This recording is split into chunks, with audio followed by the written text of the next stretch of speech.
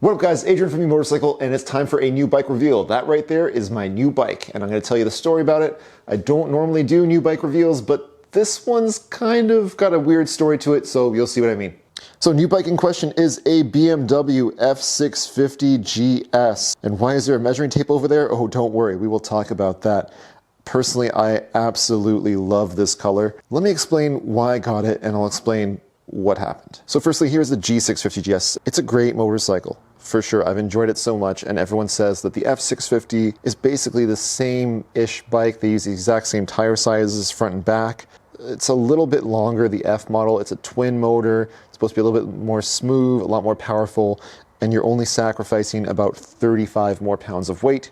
That's a pretty good deal. G650 has been kitted with the factory windscreen, new aftermarket seat. It has the full GV cases plus the OEM saddlebag. Heated grips come standard. And if we're looking at the F650, it's got a lot of the same stuff the G650 has with the heated grips, and you have so much more. You have four-way signals if you ever need like hazard lights, which is great.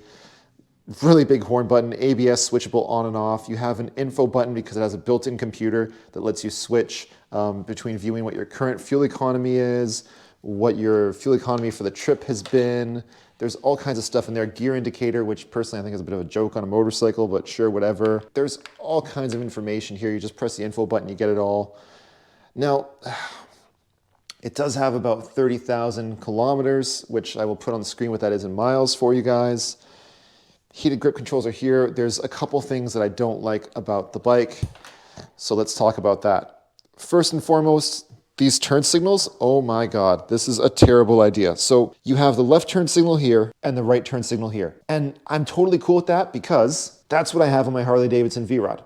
Right turn signal, left turn signal. Thing is, on my V-Rod, it has self-canceling turn signals. That means I finish leaning and the bike has a sensor and it just knows it turns off the signals automatically. Although most of the time I can just hit the right button a second time and it turns it off, or hit the left button a second time and it turns them off. Easy peasy, right? Well, this bike does not have self-canceling, so not a big deal. You think if I hit left once, I hit left twice, that turns it off. Wrong. There's a dedicated turn signal cancel button. So if I hit the right turn signal, I turn right, I can't hit this, I gotta cancel up here. Likewise, if I turn left, I can't hit this a second time, I gotta reach over here now and cancel over here, which, I mean, I just wanna have my hand on the throttle as much as possible and just have my hand doing one job. And am I just being a baby? Probably. Is that something I'm gonna get used to? Probably. But when I live in the city and I ride around downtown to get pretty much anywhere, it's a constant signal thing I would rather just not have to deal with. But it is what it is. Second thing I don't like about this motorcycle, you see this? Why is there a measuring tape here? Let me show you something. Seat height is at best 29 inches. And then when you sit on it and compress the cushion, it's more like 28. What I didn't realize when I made an offer on this thing is that this is the lowered model. And I thought it was just lowered like an inch or so. It is really, really lowered. It's like an awkward squatting position. It's almost as low as my V-Rod, which is a cruiser, which is crazy that this bike, which is supposed to be an adventure bike, is so low. And that means a couple sacrifices. One, it's a little bit more cramped, but it's still a pretty big bike, but you lose a lot of the ground clearance because they've made a couple sacrifices, right? They've not only given you a seat that has way less padding, so on longer rides, it's gonna be much more uncomfortable. They've really shaved the seat down. The other thing they've done is they've put a shorter spring in it. And between the two, this brings it down several inches. I think it's a couple inches too much. And I get that making motorcycles more accessible to more people is an awesome thing. It's just not necessarily what I need, so it's not awesome for me. Let's talk about the motor though. The motor was a huge reason for the change. This is the 800cc parallel twin. It's really commonly used in a bunch of different BMW models. It's a little bit vanilla. It doesn't have a lot of character, and I'm definitely insulting this bike's motor because I am very picky about my motors, and I insult a lot of motorcycles' motors, and I want you guys to know that even my own bikes, I insult them too. This is not known for being a particularly colorful character of a motor, but it's very reliable other than gas pumps. It makes a lot more power than the G650GS 650 single does, but this small platform just it doesn't really work for me. And there's a bunch of other stuff I like about the bike, don't get me wrong. It does come with all of the travel luggage and stuff that I want because I want to do more adventure, longer touring, that kind of riding. Yeah, I reached out to someone who has a newer version of this motorcycle because it was one of those people where She was a customer, but also kind of a friend, someone who, when you have a certain feeling towards motorcycling and you meet somebody who feels the same way and shares that same sort of passion about motorcycle riding, you sort of click in immediately. And so that's what happened. So I kind of reached out to her to sort of share my excitement and also my concerns about the bike size. And she got back to me and right away, and she said, I'm very excited for you, et cetera, et cetera. You should buy my bike. And that's going to take us to the second half of this video. Check this out. Yeah, so I ended up buying 2 GSs this week. I have a problem. So the second GS is a BMW F700GS. Don't let the name fool you. Not a lot changed, just some minor adaptations. It's the same almost 800cc motor. It's very much the same motorcycle, but a few things were just done a little bit neater and better in my opinion. Essentially what happened was the price that she offered me, even though I had this blue one, it didn't make sense not to buy this and to just sell the blue one. So I think that's what we're doing. It's going to take a while to get this one where I want it because I am going to want to basically set it up how the GS that's outside the white G650 is set up with the touring screen or whatever. Some stuff's already been done, like it does come with all of the bags. And it does come with the comfort seat, which I think is a great, great thing.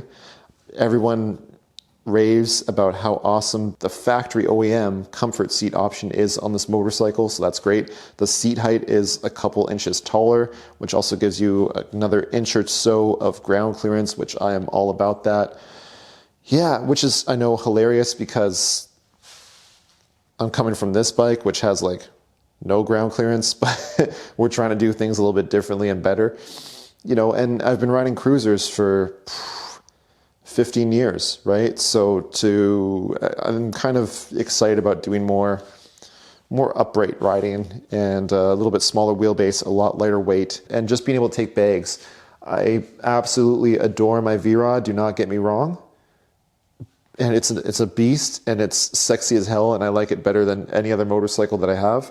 But when it comes to just all-out comfort, oh my God, these Beamers are amazing. So very excited about this. A few small changes, normal turn signals. Look at this. I am so excited about this. Check this out. Normal turn signals. You go left, you cancel. You go right, you cancel. You don't have a weird third switch or two-hand. It's all in one shot. The turn signals are above the horn button. Not the case on that one. I like this order.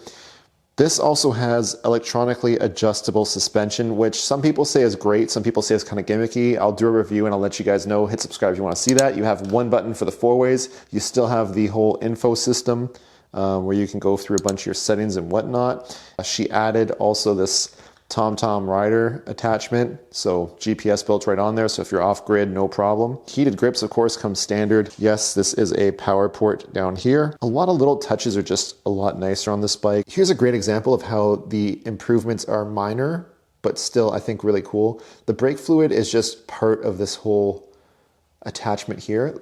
Versus on the F, it's doing like this weird thing I can't really explain. I don't know what's going on there. It's just, stuff is a lot nicer on the F700 than on the F650. So yeah, long story short, I am a sucker for a good deal on a motorcycle, and I was looking for something very much in this class, very similar to the G650GS, which I do think, honestly, I've reviewed it 1 or 2 videos where I said it's probably one of the best all-rounder motorcycles you can have. I'd probably put this one as a close second for almost all the same reasons. This one has about 2,400 kilometers, so like not even 2,000 miles. It's basically brand new. It is a 2015 model, but still it's in great shape. I'll probably make a whole next video about taking parts off of that bike and seeing if I can get them to fit onto this bike. Thank you guys so much for watching. Ride safe. Hit the like button if you want to see a bunch of BMW GS content coming up, and hopefully I will not buy another bike. All right, guys, ride safe.